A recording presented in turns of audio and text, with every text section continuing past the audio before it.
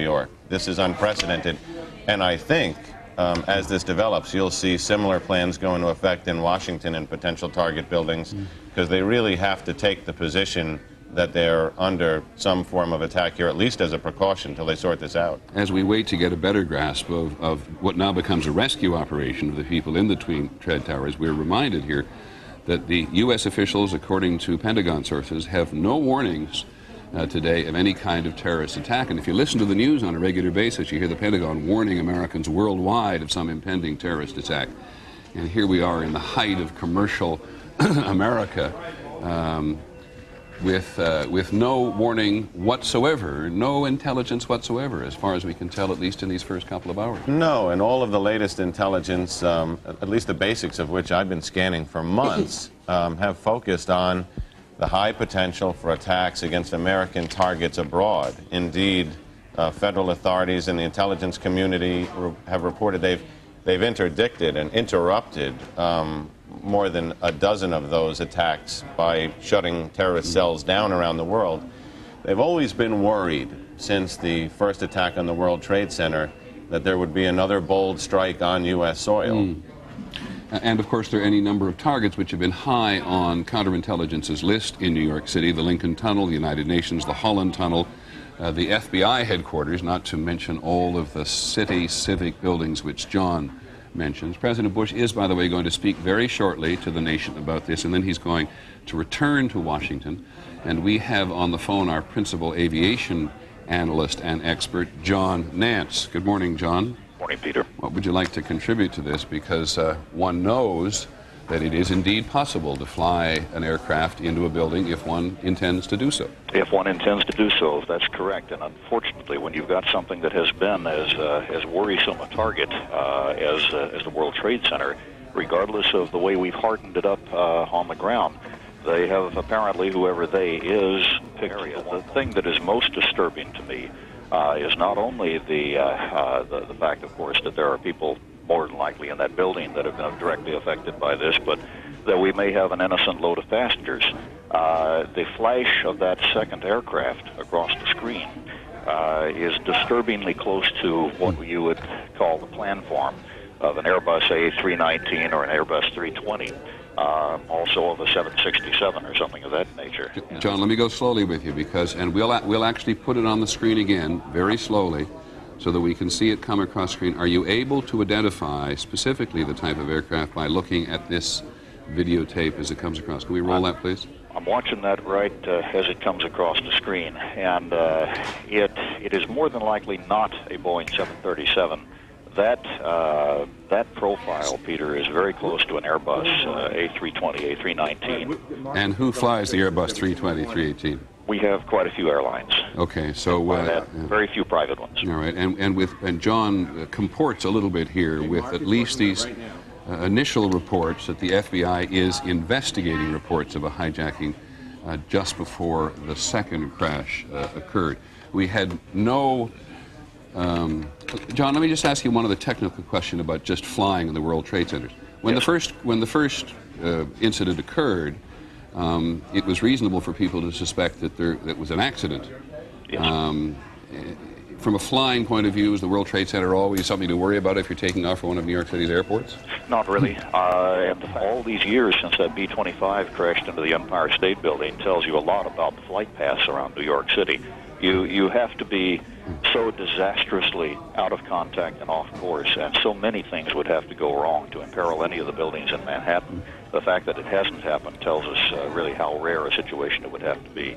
John, the FAA immediately asked for New York City airports to suspend operations. We can confirm that Newark and LaGuardia have closed down. And Kennedy and Teterboro and Westchester. Yes. They've essentially asked all airports within a 20-mile radius to put a hold on anything taken off. Teterboro Airport, which is in New Jersey, just on the west side of the Hudson River, and Westchester, which is maybe 40, 50 miles north of New York City. They're all suspended operations. Standard, easy to do, John, quick to do, it seems to have been so.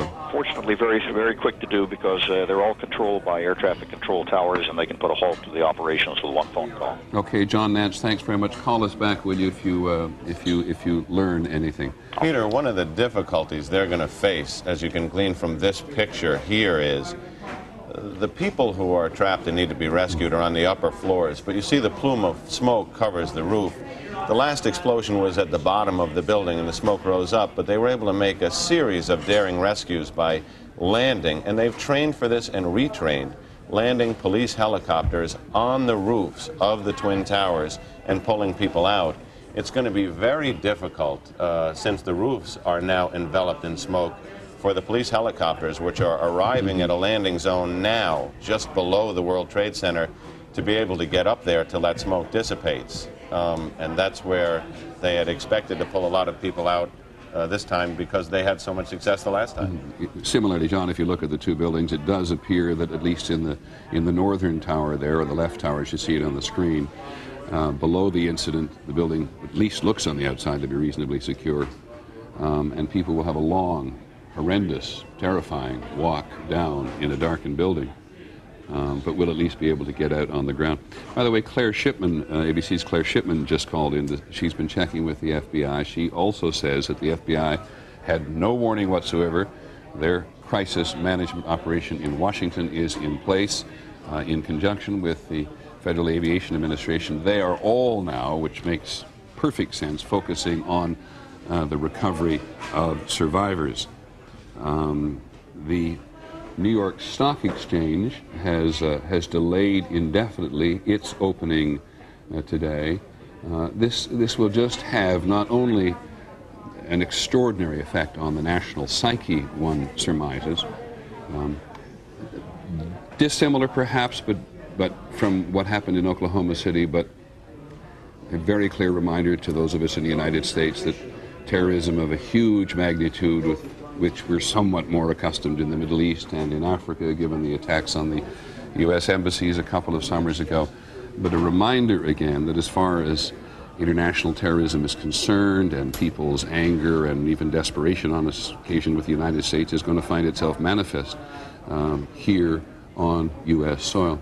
John, is the President clearly shaken, I think one can say, confirming what we think we all knew, which was that two aircraft in an act of terrorism crashed into the Twin Trade Towers. Nobody was quite certain about the first one at the very outset, but the President absolutely, having talked to the Vice President, the Governor of New York, the Director of the FBI, now believing and confirming that we have two terrorist attacks on the World Trade Center, and the President saying the two things which a president must say at a moment like this: terrorism will not stand,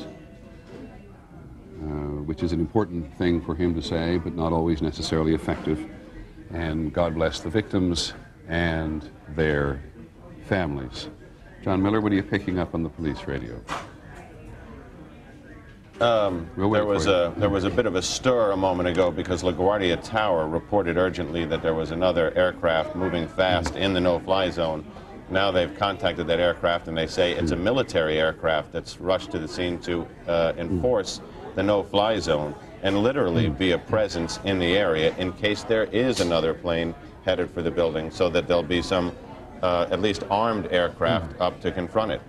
John, just think for how you have drawn an extraordinary parallel. We think of no-fly zones as being in southern Iraq and northern Iraq, where the Iraqis are not allowed to fly, and if they do fly, are going to be shot down. Now we have a no-fly zone all around the lower part of New York City, and perhaps on the northern area too. All of the areas, airports closed down, and armed American aircraft in the air to shoot down anybody else who wants to take a shot at the place. I mean, those are the reports that are coming across the radio now, and if they're true, it's quite incredible and certainly unprecedented. Well, it would also suggest, as best you can tell, looking at it from this very sort of antiseptic environment that we are all in our newsrooms, is that the reaction has been fairly quick. New York City has an Office of Emergency Management. It's over here on the west side. It's a great bunker.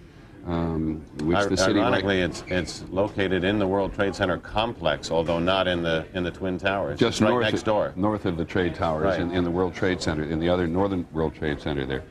And on an occasion like this is not one they absolutely anticipate when they got going. They're talking very concerned with chemical and biological warfare. They've got extensive plans about that, which they very often demonstrate to the press. I'm going to interrupt myself and everybody else for a second because one of our senior producers, Mark Obenhaus, is on the phone, and he saw the incident. Mark, do you hear me? I do indeed, Peter. Go ahead. Well, I was leaving my house to go to work, and I walked down the street to go to the subway. I was at the corner of Franklin and West Broadway, and as I was approaching the subway, a tremendous roar went over my head, and I looked up immediately, and it was a plane, and much lower than I've ever seen a plane in Lower Manhattan. And it was a large plane. I couldn't identify it as anything specific except that it was a commercial jet, certainly. And then my eyes followed it because this is approximately 15 blocks from the World Trade Center, and it just slammed right into it and was completely engulfed by the building. It was extraordinary. No wings flew off, nothing like that. It just went directly in, creating this sort of cavern-like hole, and suddenly then big flames started protruding from it, and then of course smoke, and then debris started just catapulting. And of course the area that we're in, there's a great deal of foot traffic, and people are just approaching and beginning to just gasp at just the sight of the building itself. Even if they hadn't seen it, the actual incident, the actual impact, just the sight of this huge building engulfed in flame with this massive cavernous hole in the side of it. And we stood there, I can't tell you the amount of time, I would estimate about 15 minutes. And of course there's all kinds of services coming down, fire department and so forth. And then suddenly from my vantage point, which would be north of the building, the far tower suddenly explodes in flames. Yet again, a similar kind of an event. And I now see, I've run down the street to my home where I have the television on, and I saw that too was another airplane. From our vantage point, you couldn't tell what exactly it was that hit the second tower, but it was a similar, seemingly almost like bomb blast, and with flames and debris protruding wildly from the building. Mark, let me ask you a couple of more specific questions. You now confirm for us, I think, that it was the first attack on the tower that you saw. Yes. What direction was the aircraft coming from? It was coming from the north. It was coming from the north down over Manhattan itself? Yes. It would have been flying roughly over the west side. I'm on, as I say, West Broadway, which is probably a quarter mile from the river.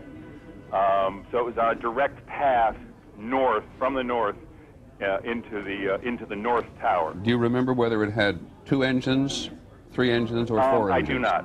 It was very quick. It struck me, the profile, the body of the plane was of such scale that I immediately identified it as a commercial jet. It happened so quickly I couldn't tell whether it had windows on the side or what. It could very well have been some sort of a transport plane, but it was a large plane, as opposed to